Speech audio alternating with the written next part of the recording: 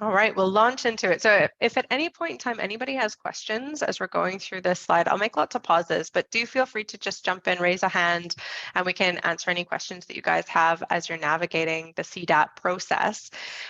We'll get right into kind of the details around the CDAP program and the role that companies like Meira play as digital advisors within the digital adoption program and the grant program that's been released in 2022. What CDAP is, for anybody that doesn't have a lot of detail or background about the intentions behind this grant and where it stems from, the grant was released quite recently, so it's a new one that came out in 2022. And the premise of the grant is really to help Canadian-owned businesses be able to kind of assess their technology landscape, assess what is happening within their business from a technology side of things, and come up with a plan on what they should be investing in or could invest in terms of technology to improve their business. So it's really about trying to support small, medium-sized businesses in Canada to see if they can improve the efficiency of their business and profitability of their business, really with the help of understanding more about what their technology stack could look like and what the cost implications would be of making improvements in that area. What CDAP provides is up to $15,000 in grant funding towards a digital adoption plan or technology strategy for your business. So that's the intention of it. The maximum amount of the grant is 15 grand and will be capped at 90% of the cost. So if, for instance, you spend $16,600 on a technology strategy, that's when you would get the full amount of $15,000 of the grant.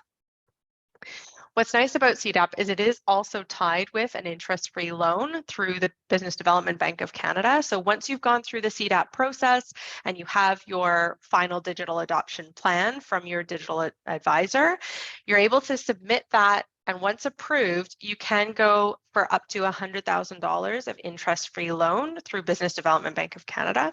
You do need to do the CDAP first before you can get into that application process for the interest-free loan. What CDAP also provides is a marketplace of digital advisors. So companies like Meira applied before the grant was released to be digital advisors for companies that are approved for the grant. So with that, basically there's about 200 different digital advisors across Canada that were pre-approved by the CDAP government grant to actually walk you through this process and provide you with the digital adoption plan at the end of it.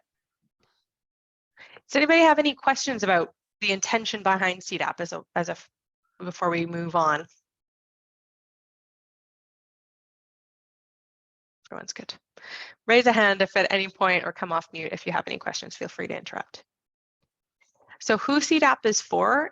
Any Canadian-owned business that is a for-profit business, so it's not applicable for not-for-profits, and has had a revenue of more than $500,000 in at least one of the last 3 years. So this qualifier sometimes can raise some confusion. If you have $500,000 in revenue altogether within the last 3 years, you may not be eligible for this grant. You need to hit that maximum or that minimum of 500K. And then the cap is also around the number of staff that you have in your business. So you have to have at least one and no more than 499 to be eligible as well. So the high-level process, no matter which digital advisor you work with, looks a bit like this. You apply for the grant, and there's links in the deck we'll share with everybody if you need access to any of these, but you apply for the grant through CDAP, through the government website. Once they've reviewed your application process, and the application is a very long list of questions that they're going to ask you about your business, your ownership of the business, the revenue behind it, what you're looking to accomplish with it. So they'll ask you a series of questions to kind of understand why you're making the application.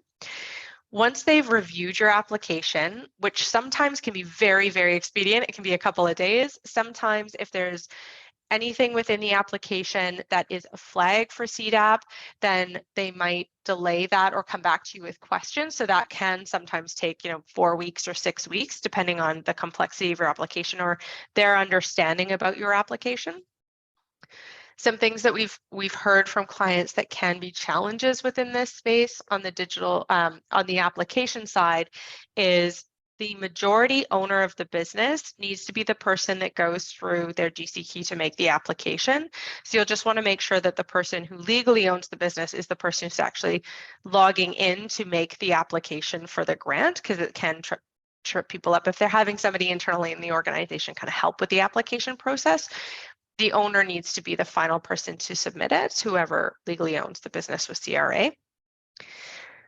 Once you've been approved, you're going to see a list of digital advisors that you can pick from. And there's some filtering capabilities in terms of being able to say, I want to work with somebody in BC or in Ontario or wherever you're located.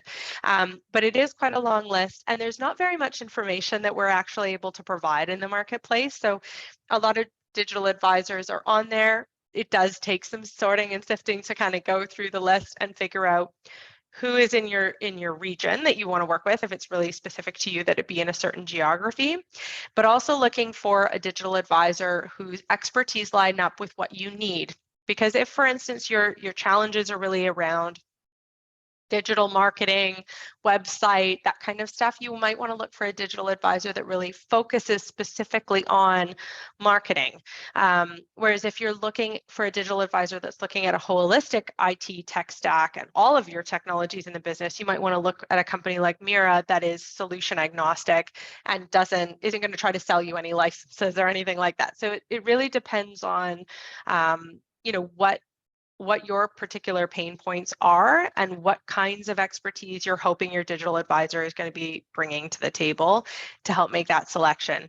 This part, from what we've heard from clients, can be challenging because there's not a lot of information in the marketplace for them to be able to filter and decipher who is the right person for me to work with. So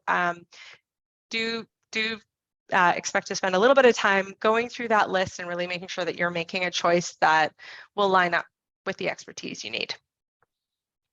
Once you've reached out to your digital advisor, and you can reach out to several of them, and ask them lots of good questions about, what are your expertise? What does the process look like of working with you? Any of those types of questions. There's lots of opportunity for you to talk to a couple of the different digital advisors before you make your choice. Once you've made your choice, the digital advisors all will have slightly different approaches to how they actually develop the digital adoption plan with you. So that is a good question to ask any of the digital advisors that you're interviewing, is what is the process in working with your firm to produce this plan? And what does that end product look like? What kind of information are you going to share with us? Because that, again, can be a good filtering mechanism for you to kind of say, okay, there's 200 digital advisors. Which one do I actually want to work with that's going to give me the plan that meets my needs for my company at this time?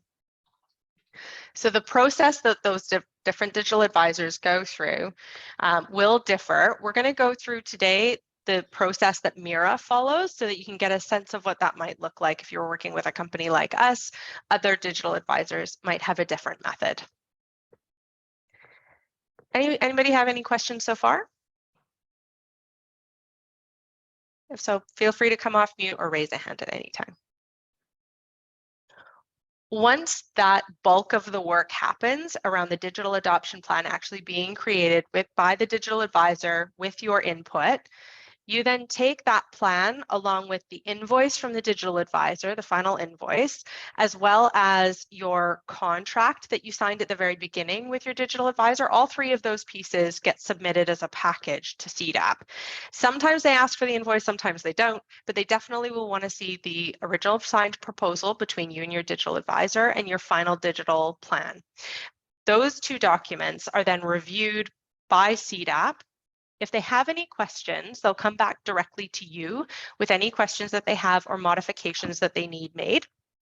If they do need a modification to your digital adoption plan because something was, out of scope, or they've got the wrong date on it, or they've got your legal name incorrect, those are some of the things that they might come back with to say, you need to have your legal name there. We need your legal address here, that kind of stuff. They'll come back to you directly, and then you'll go to your digital advisor and say, hey, can you please update my digital plan and send me a fresh copy with these corrections on it?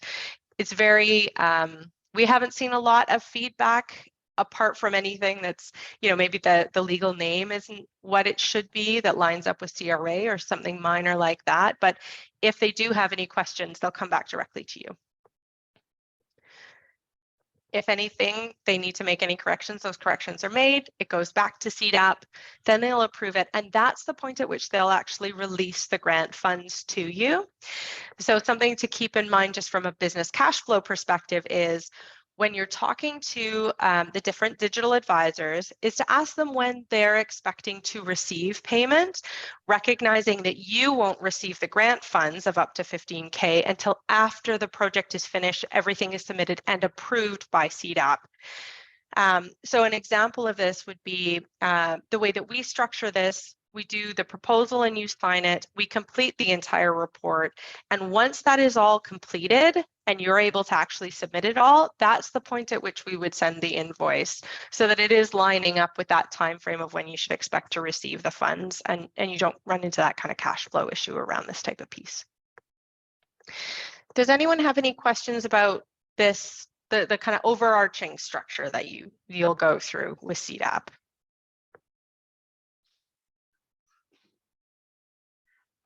Has anyone been through this process yet? You can raise a hand if you don't want to come off mute. All right, fresh to it. I'll get into our approach to the digital adoption plan. It's high level. If you guys have questions, you can book time directly with me, and we're going to share a Calendly link if you'd like. But we're going to go through the approach that we take at Meira when we're actually developing the digital adoption plan. So that's this blue one right here. When we get to the point where you've selected to work with Meira, what does it actually look like to go through this process? The whole process for us takes between 6 to 8 weeks to go through and build out your digital adoption plan with you. Caveat being, that means you would have to have some availability for that. And as a business owner or a business leader, that can be really challenging. So sometimes those timeframes can take longer depending on your availability and the availability of the staff that you've designated to work with us on the project. It doesn't have to be the owner. Sometimes it'll be a designate from operations or finance or other different areas of your business if you have a larger team with you. We always kick off with or start with just an introductory call. So really an opportunity for us to understand what are the business challenges that you're hoping this is going to help address? What are some of the pieces that you're thinking about from a technology standpoint for us to make sure that we are actually the right fit and can be helpful to you and the most helpful to you? If, for instance, you came to us and we have this introductory call and you're saying, you know, everything is great. The only thing I have a challenge with is how to do digital marketing and how to do SEO. And can you point me into really specific directions there?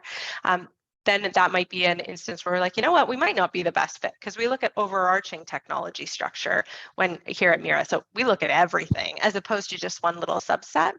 So we might direct you elsewhere if there's just something that you're really looking for only one specific thing and you don't want us to look at the overarching technology stack that you have. You're only interested in one component and it's not something that we think is the best fit, or there's somebody better at that, we're going to send you on to another person probably, but it's pretty rare. A lot of people want to take this opportunity for that digital adoption plan to look at every component of the tech in your business.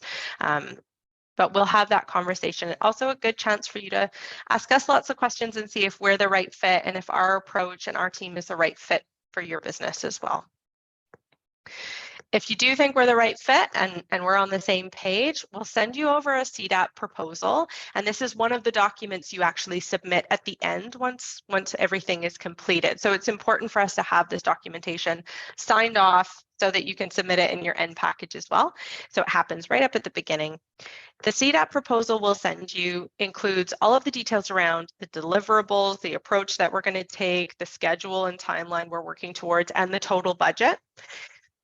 So all of that information is included in one place. And that's information that CDAP itself actually will require because it'll want to go back and refer to the proposal against what your final submission was to make sure everything lines up.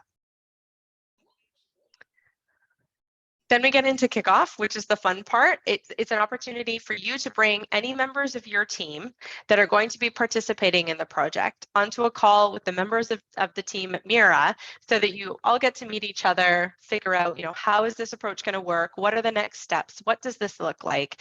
And it gives a chance for your team to ask questions about, what are the expectations of my time? How much time do we need to spend together? What kind of information do I need to send you? We'll get into all of that during the kickoff.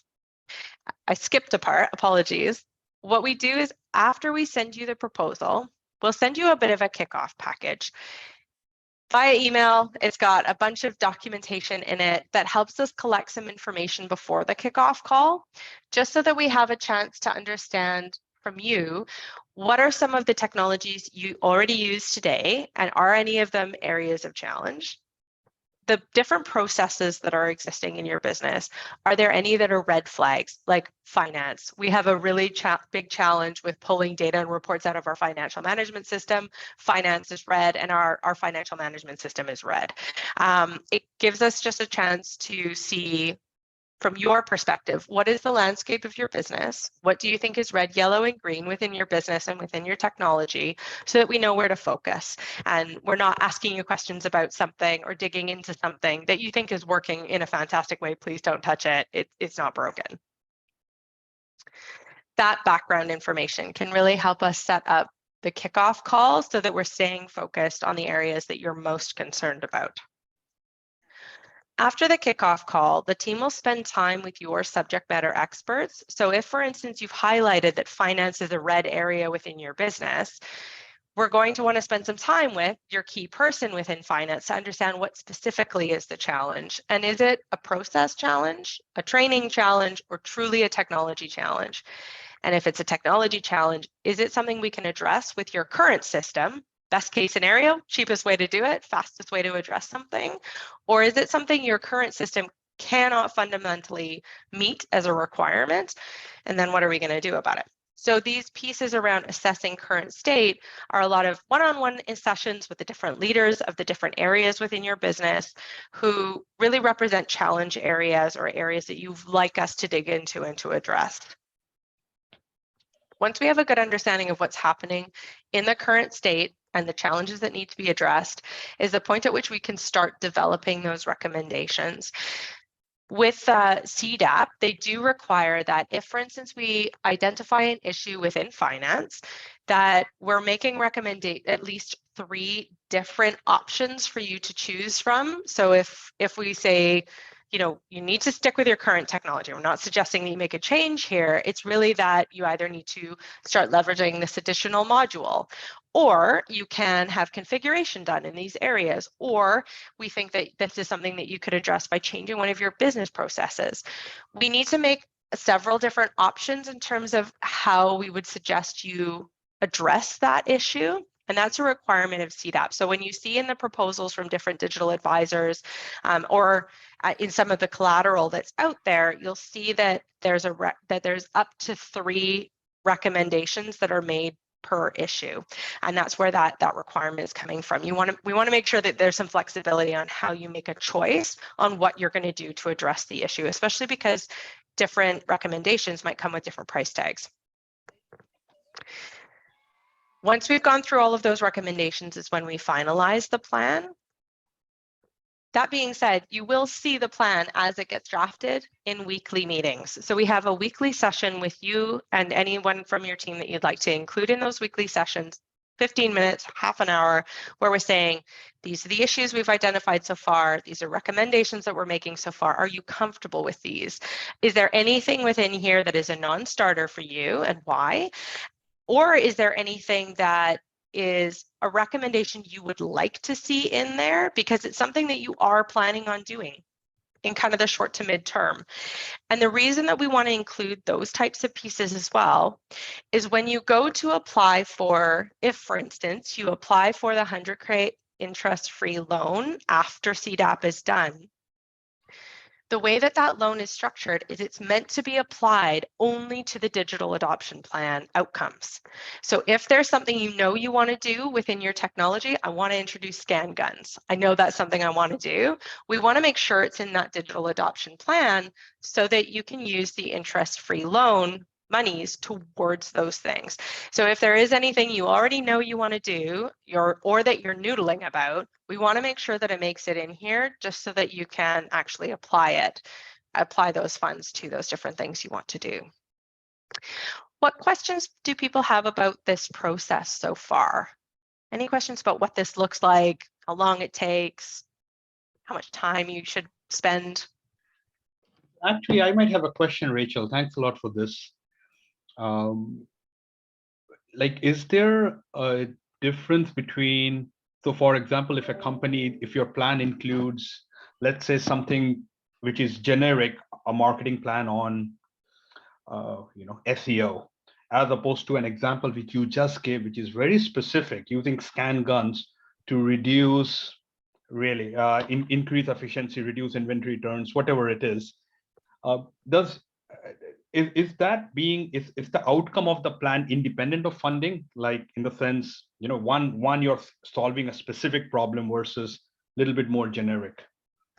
So it can include both, like the digital adoption plan will include, and it depends on the business, but if, for instance, there's really a gap in how the business is able to leverage online sales, they have an e-commerce solution, but they don't leverage SEO at all, and they don't have a good functioning cart on their e-commerce solution, those would be recommendations that would go into the report.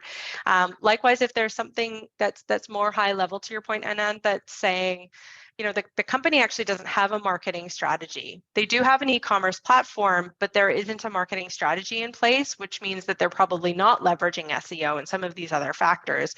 We would likely include that as a recommendation. It just might not be labeled as a technology recommendation so much as an operations recommendation that we're making. Does that answer your question?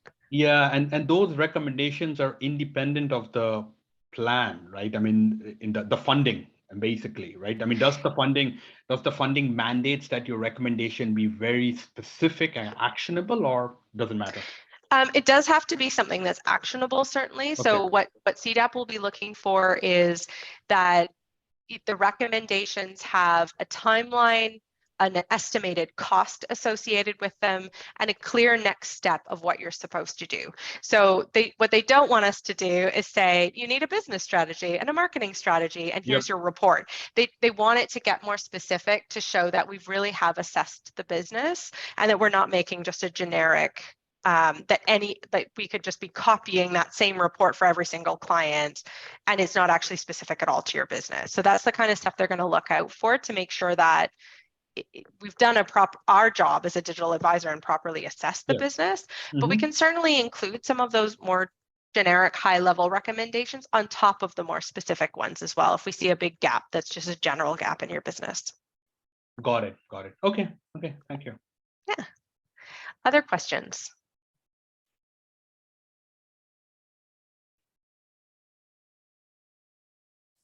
Brianne, I see you've come off mute, but I'm not able to hear you.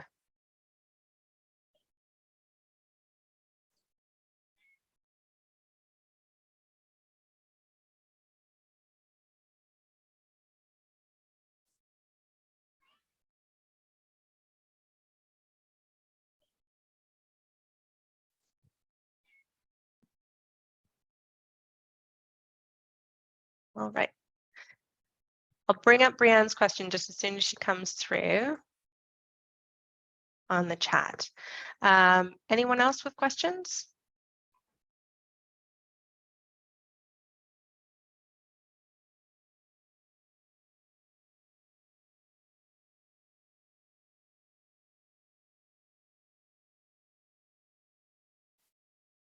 So the deck and the recording will be shared with everybody that registered for the event. Whether you're here or not, we'll include everything.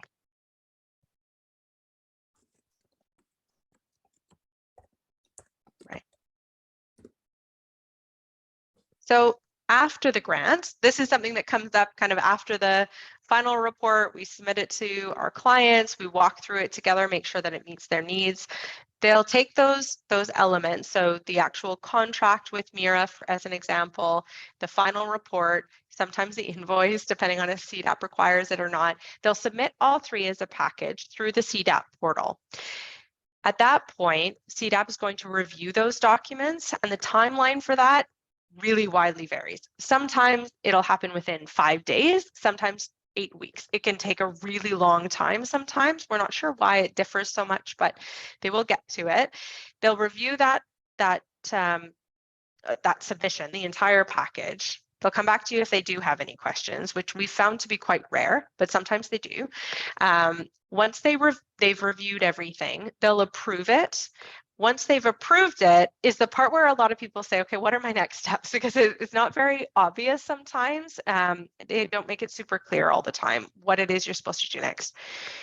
Once you've been approved, they'll release the $15K grant funding directly to you. I believe it goes directly into your account and you provide those details to them. At that point, you're able to go onto the BDC website and apply for up to $100,000 of interest-free loan. The amount that they'll give you and why it's up to is really dependent on two factors. One, what is the revenue of your company? And the second being, what was in the digital adoption plan and what is the grand total of the recommendation? So if I was to do everything that was in the digital adoption plan and it said I only needed 20 grand, that might be all that they give you in the interest-free loan. So that again goes back to, if there's anything that you do want to do in terms of improving your technology or training your staff or making more out of your current tech, we want to make sure it's in the final digital adoption plan so that it can be reflected in the loan that you're eligible for. It can be that loan can be put towards a lot of different things. So it could be IT equipment. So if, for instance, some of your hardware is really out of date, like your server, some of those bigger price tag items, again, you might want to see those included in your digital adoption plan because the interest-free loan could be applied to that kind of equipment or hardware type of investment. It can also be towards technology implementation or support. So if, for instance, you already have a particular technology like a customer relationship management software, you already have it, but you don't feel like you're making the most of it because it's missing some fields, it's missing some reports, you need somebody to go in the back end and do some configuration for you, the loan can be applied to that kind of work as well. Or for training for your staff. If you want to learn how to do that kind of stuff within the back end of your CRM, it can be applied towards training for you to go and do that, or courses, or any other kind of additional advisory services that you think you're going to need. So it covers quite a broad range of what you can use the interest-free loan for as well.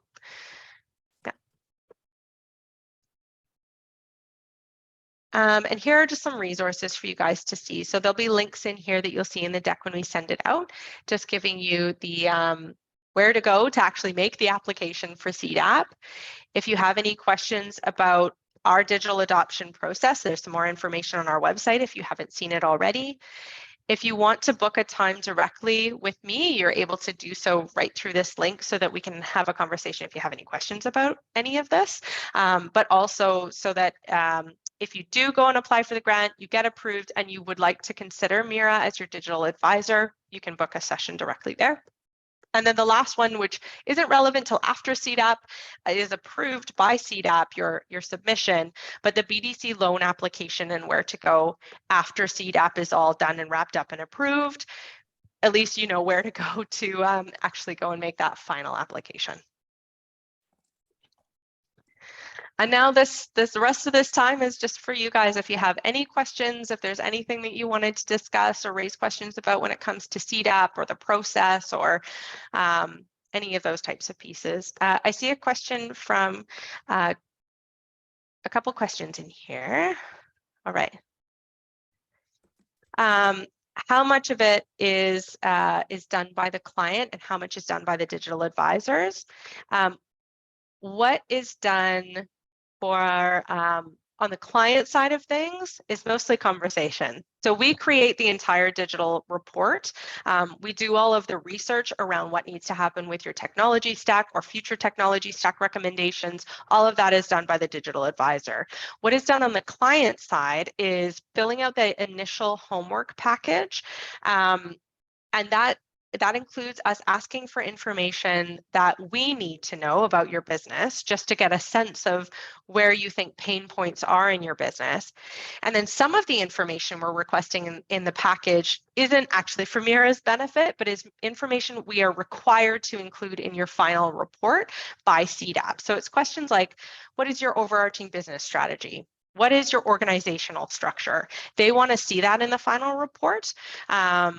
And so that's the kind of information that's in that homework package. So that's the only time you're typing in a document and providing anything in that kind of deliverable format is that homework package. And for some clients, they'll say, I don't want to write this out. Can we just have a call and I'll just tell you? And that's totally fine too. But apart from that, it's really from the leadership team, you would be coming to those weekly half-hour sessions. Often they're just 10-15 minutes because we're just giving you an update.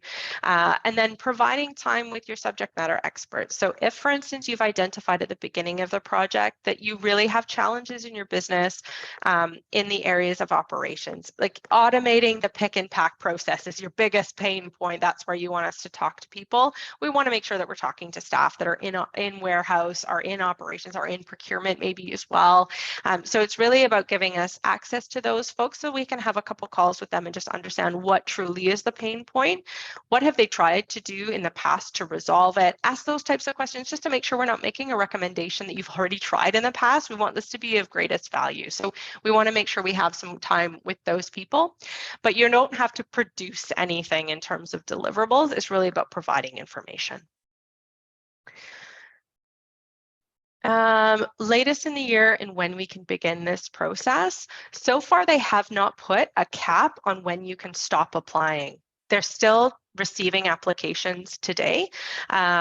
If at some point in time they start to, they put any caps on, like we're no longer accepting applications, they would have that directly on the application page, but it's still open. You can apply at any time of the year. There's no end date like most grants have.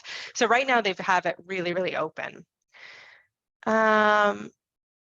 If you apply, so if you're a startup, they likely will not accept your application unless you've had $500,000 in revenue in a given year. So that's one of the thresholds that they're looking at before they'll actually allow you to get the grant funding, which is unfortunate for people that are not quite there or just under that precipice, but they're looking for companies that have had a minimum of $500,000 in revenue in a given year within the last 3 years. So for startups, it would just depend on what your first year looked like, but they are looking for that threshold in terms of revenues for a company to be eligible. And they may change that, but I haven't seen them change it as of yet as a threshold. In terms of how many times you can apply if you're first denied, it would depend on the reason that you were denied for application. So if, for instance, you apply for the grant and they don't approve you automatically, which can also happen, they actually will reach out to you by email or by phone and say, hey, I saw your application. To confirm, you only made $495,000 last year. You don't meet our threshold. So we're going to deny your application, but reapply next year when you have over 500K. They will communicate with you. They won't just deny it. They'll tell you a reason why, and they'll actually contact you to say what it is that's going on with the application as they're going through the review process. So far, it's been at least helpful in that way. And it does not apply to nonprofits. It's only for-profit businesses that can apply. So far, they haven't changed that rule yet. See if there's any other questions I've missed. I think not. But people can also come off mute if I've missed anything and I didn't see it come through. I